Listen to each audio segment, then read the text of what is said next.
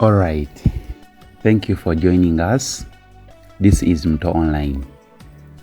I got so many comments about public universities and private universities.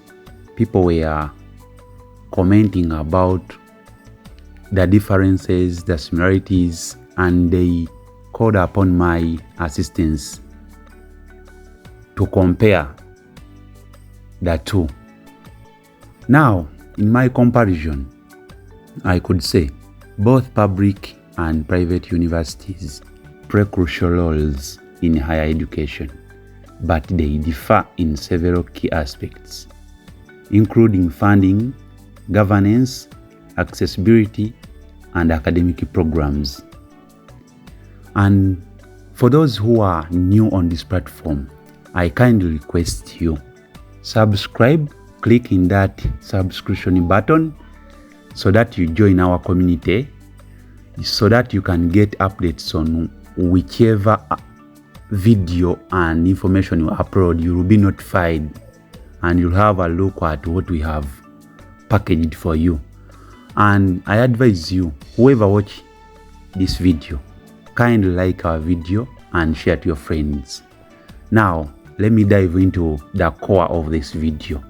And basically, I'm going to compare the two. I'm going to compare public and private universities. And in my comparison, it is going to be basically based on 8 factors. The first one will be ownership and funding. The second one, tuition fees. The third is admission and accessibility. The fourth is academic programs and research. The fifth is infrastructure and facilities. Then 6 is governance and autonomy. The 7th factor is academic staff and salaries. And lastly, I'll look at student population.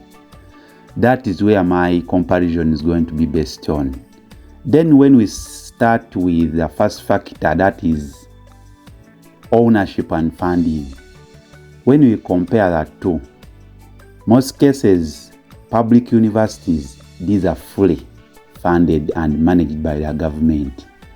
And the government provides subsidies for tuition fees, infrastructure development, and staff salaries. Now, for countries like Uganda, we can take an example of public universities like Makerere University, Kyambogo University, Gulu University, and so many other universities in Uganda. And you can also take a look at your country where you're located and look for those government or public universities.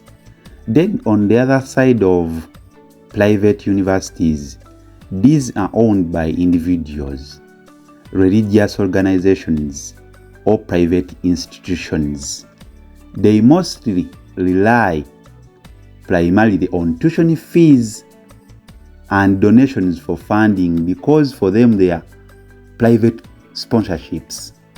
And if we take an example in a country like Uganda, some of the private universities we can look at is Uganda Christian University. This is a religious university. You can take a look at Kampala International University. That is for an individual. Then there is IUIU, Islamic University in Uganda. It is also religious. And there are so many other universities. That is the first comparison you can look at.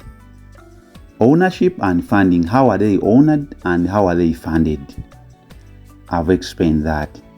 Then when we go on the second comparison, we are going to look at tuition fees.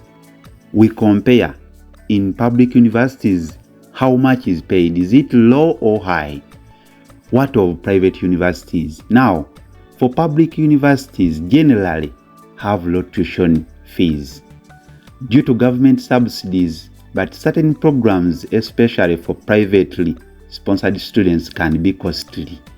Since these institutions of private universities, they are funded by the government. If you love a private sponsored student to be enrolled in those universities, it will be costly for you. But generally, they are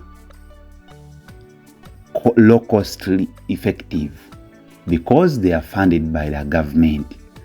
And when we look at private universities, these universities tend to have high tuition fees as they do not receive government fundings. They mostly rely on tuition fees to pay salaries, to pay utilities and others, and even make profits, which is not the case to public universities. Then another comparison we are going to look at admission and accessibility. How is the admission in public universities and how is the admission in private universities? Now, for public universities, admission is highly competitive, especially for government-sponsored students. The government sponsors students based on academic merit and district quotas. So, to enter any public university, you need to have performed well. You need to have a good performance to be admitted. So that means it is not easy for anyone to be admitted in public universities because they take the most intelligent students, which is not the case in private universities because for them, they are more flexible in admissions with less competitive requirements compared to public universities. Public universities can say, we want only first class or first grade students only, which is not the case for private universities. Private universities can take anyone as long as you pass a subject, as long as you have a credit, as long as you have a pass in a subject. But public universities would look for only distinctive students, those who got distinctions in a subject. So I think we have compared the admission and accessibility. Then, in the case of academic programs and research, if we compare the two, public universities always offer a wide range of academic programs and are known for conducting significant research. If we take an example of institutions like Makerere University, they have a stronger research reputation. You can evidence with me if you follow Makerere University. It is located in Uganda. Now, when you look at academic programs and research on the side of private universities, they basically focus more on professional and market-driven courses, and with less emphasis on research due to limited funding. As you know, research needs a lot of funding, and these private universities do not have funding from anywhere. They get their funding from their tuition fees. So sometimes they find themselves limited in doing research that is significant. That's why on this comparison, public universities are far good if you're looking at research reputation. So if you would love some universities that have a wide range of academic programs, you would go for public universities. They offer a wide range. However, private, for them, they offer competitive and marketable courses.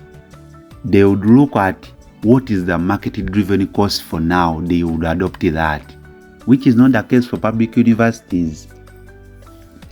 Then let us we compare these two based on infrastructure and facilities.